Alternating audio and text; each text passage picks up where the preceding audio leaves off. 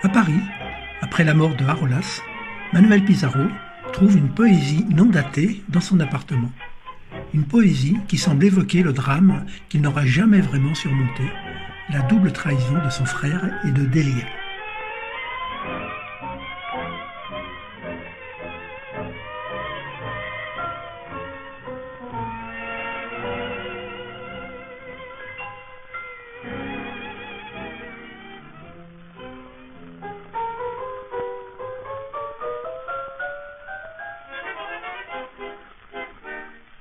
Très vite, après l'enterrement, deux versions différentes des causes de sa mort se font entendre, ce qui alimentera aussitôt la légende des deux morts de Arolas.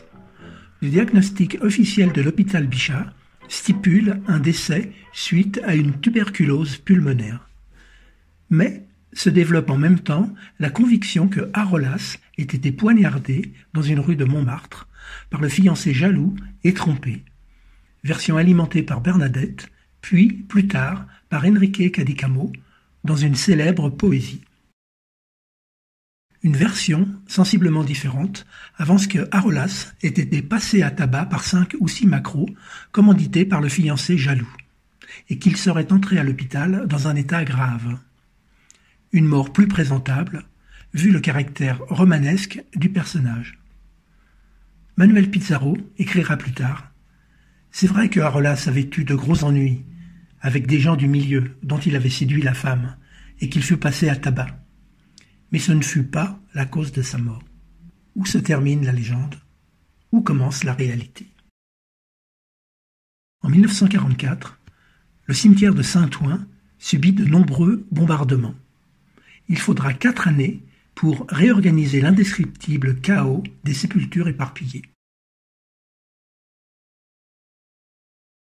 En 1954, Mariano Mores se produit à Paris.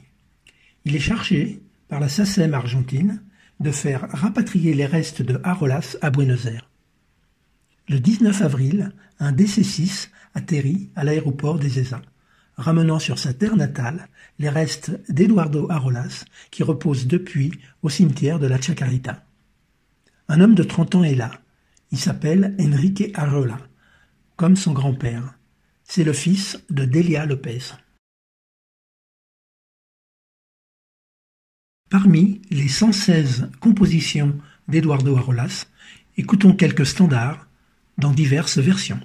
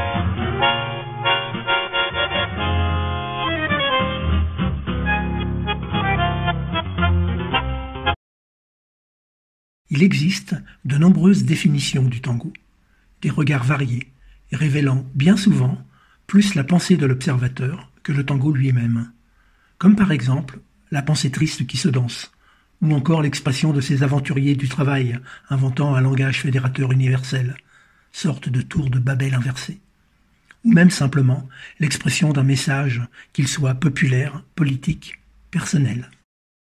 Avec Arolas, en dehors de sa première période, celle de Una noche de garufa, autrement dit après Delia, le tango devient très vite un art qui se danse à trois. Le couple qui danse et l'autre. L'autre dont l'absence est tellement envahissante qu'elle accapare toute l'attention, d'où pourrait découler d'une certaine façon cette autre définition du tango. La douloureuse réunion de l'amour et de la trahison dans le lit de la passion, un combat archaïque entre la vie et la mort dont on sait au plus profond de nous qui en sera l'ultime vainqueur.